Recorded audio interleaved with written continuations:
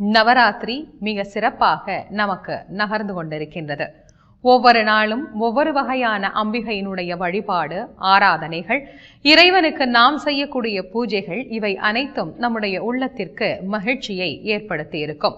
பொதுவாக ஒரு திருவிழா என்று சொன்னால் அந்த திருவிழா நமக்கு மட்டுமல்ல, நம்மை சார்ந்தவர்களுக்கும் பலன் தரக்கூடியதாக அது அமைந்திருந்தால்தான் அது முழுமை பெற்ற திருவிழாவாக நமக்கு விளங்கும். அந்த வகையில் இந்த நவராத்திரி திருவிழாவானது நமக்கு மட்டுமல்ல, இந்த உலகத்தில் இருக்கக்கூடிய எல்லா மக்களும் கொண்டாடக்கூடிய ஓர் அற்புதமான விழாவாகும்.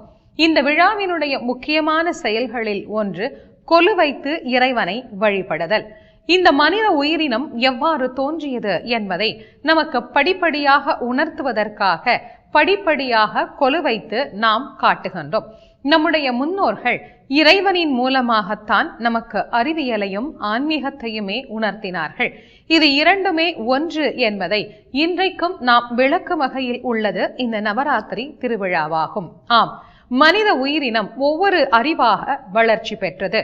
ஓரறிவு படைத்த உயிரினம் என்று மனித உயிர்களின் வளர்ச்சியை பற்றி தொல்காப்பியத்திலே குறிப்பிடுகின்ற போது, மரம், செடி, கொடி இவைகளுக்கு ஓரறிவு, நத்தைக்கும் சங்குக்கும் ஈரறிவு, கரையானுக்கும் எறும்புக்கும் மூவறிவு, நண்டுக்கும் மண்டுக்கும் நாலறிவு, விலங்குகளுக்கும் பறவை இனங்களுக்கும் ஐந்தறிவு, மனிதர்களாய் வாழ்பவர்களுக்கு மட்டும் ஆறறிவு.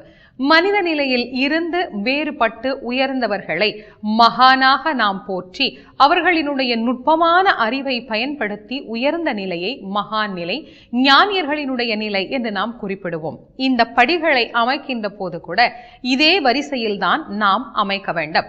இப்படி மனிதர்களினுடைய நிகழ்வுகள் அனைத்தையும் 6வது படியோடு நாம் நிறுத்திக் கொள்கின்றோம். அதற்கு பிறகு நாம் வைக்கக்கூடியவர்கள் எல்லாம் மகான்களைத்தான் அங்கே நாம் வைக்க வேண்டும்.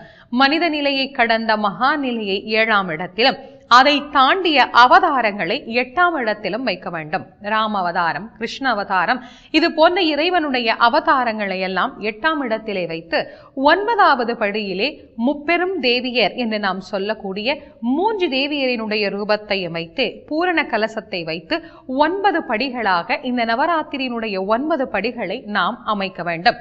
இப்படி அமைக்கக்கூடிய இந்த படிகளின் வரிசையில் இருந்தே நாம் எப்படி இவ்வுலகிற்கு வந்தோம் என்கின்ற நம்முடைய வளர்ச்சியையும் நாம் குழந்தைகளுக்கு காட்டுவதற்காகத்தான் கொலு பொம்மைகளாக இவ்வுலகத்தில் வழிபட்டு வந்த வழிபாட்டினுடைய முறை இன்றைய தினமும் அதே கொலு பொம்மையின் மூலமாக நவராத்திரி பெருவிழாவாக நமக்கு